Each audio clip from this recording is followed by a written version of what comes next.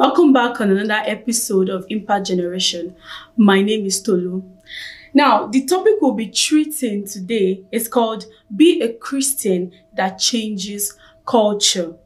Before we go deeper into our topic of today, I once again want to show you an episode of Curious Bob.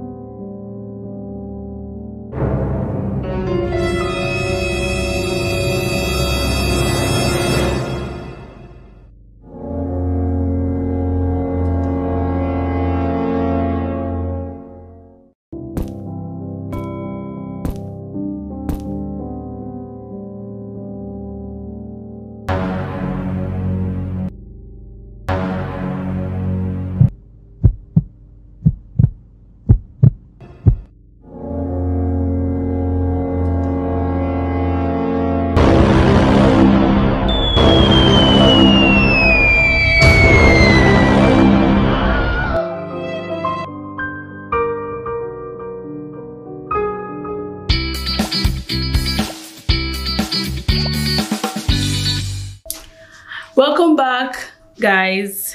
Once again, we've seen Curious Bob.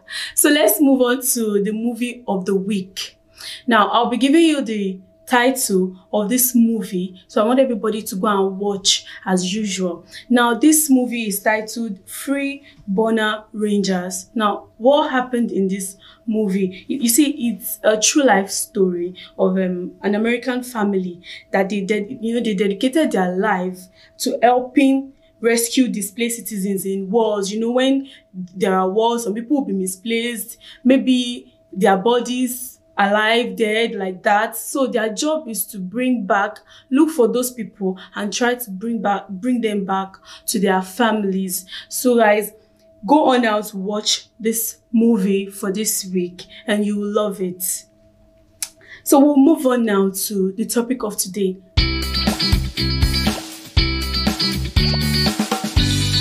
Like I said, be a Christian youth that changes culture.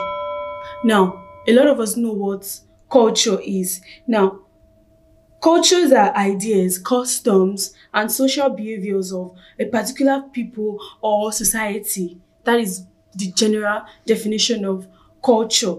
Now, remember the story of Daniel and his friend that was kidnapped by King Nebuchadnezzar? Yeah, we know this story of how the man said they must do this, and then they said they are not going to do it. Or the man was like, no, this is what you will eat. This is our culture. This is our this thing, our this and that. And they stood on their ground and said, no. Even with the fact that they threw them into that fire, they still rejected that they will not do what the man is saying. Now, what did they do there? They tried, to change the culture of those people. They stick to their own belief, their own culture, that no, this is what I believe. I don't believe in all these things that you're doing. So we are not going to do it. Now, if you want to know more about this story, because I even want us to know more, let's go to the book of Daniel chapter 3, and let's just read through.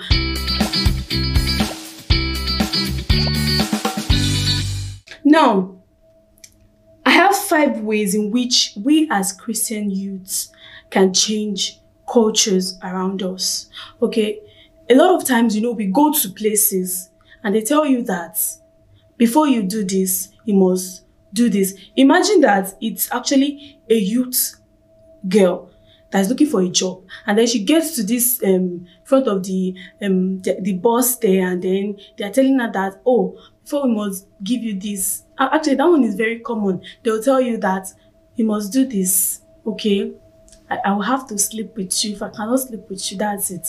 Or maybe they'll tell her to do something that it is not normal to do.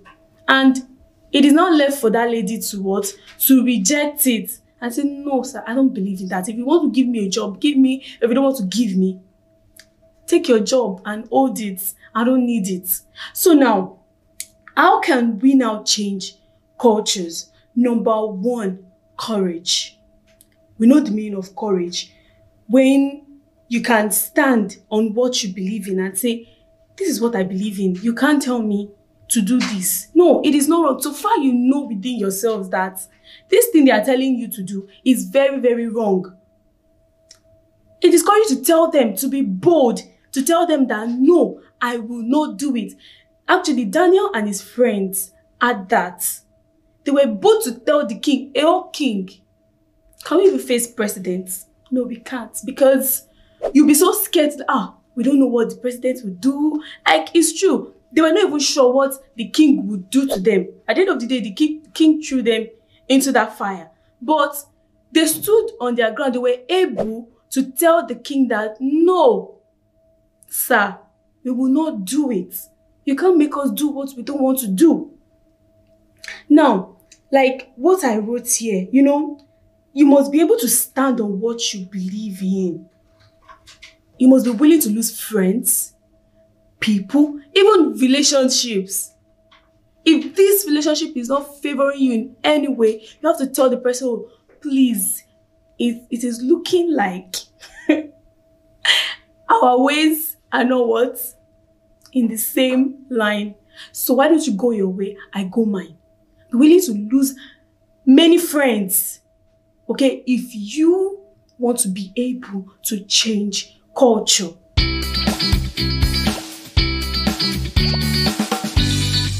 And now our second point is what? Value. What is value?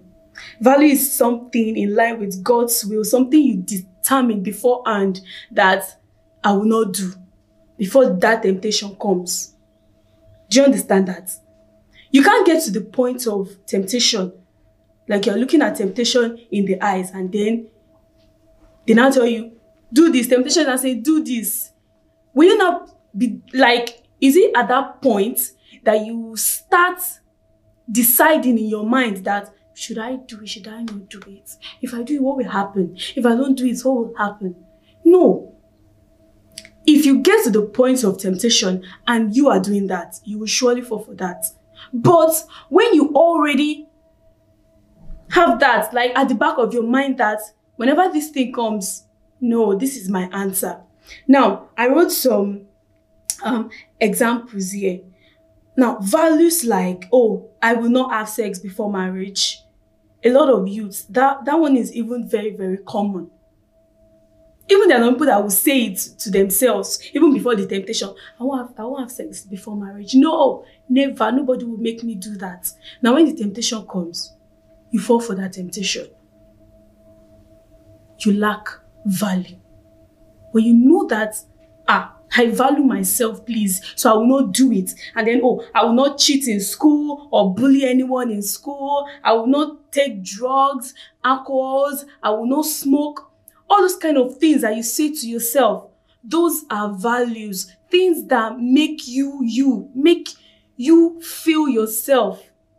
So that when that temptation comes, you'll be able to stand on it. That is where that courage, like that I said before now, comes in, that, no, I will not do it. I won't do it.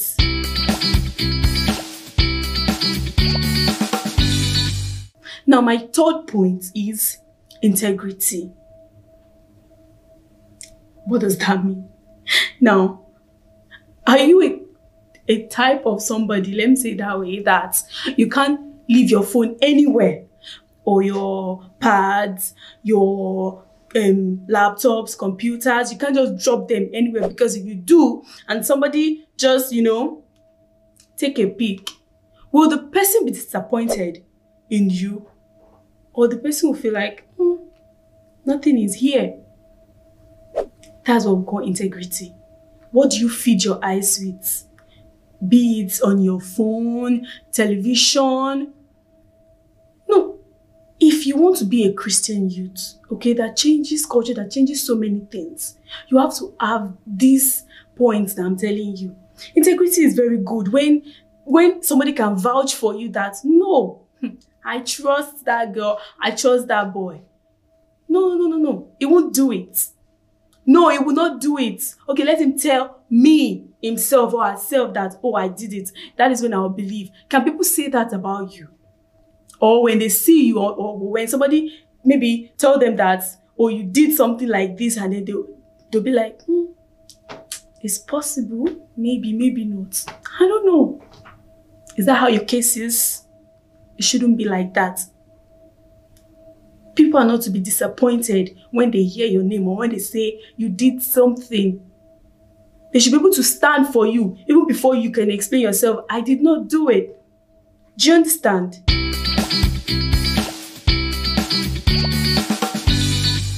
The next point is having the spirit of excellence. How high is your standard? What do I mean? In your day-to-day activity, in your future plans, your education. Look, a lot of people will just say, well, let me just have first degree. I'm okay with that. I can't stress myself. This education line is very hard. It's very stressful. It's this, it's that. Why are you lowering yourself? Why are you not making your standard high? When people even hear your plans, they'll be like, what? Are you kidding me? Or you get to a place and then they're telling you that, oh, here, there is no way. Or there's a particular teacher that marks for everybody, and then that teacher, they say, everybody is saying that you cannot get maybe even 9. No, it's not possible. And then you tell them that my standard is high. I will try my best to get it. That is you changing the culture of that place. You are not like them. If you know what you truly believe in, that, yes, this is right. It is right. Yes, make it right for you.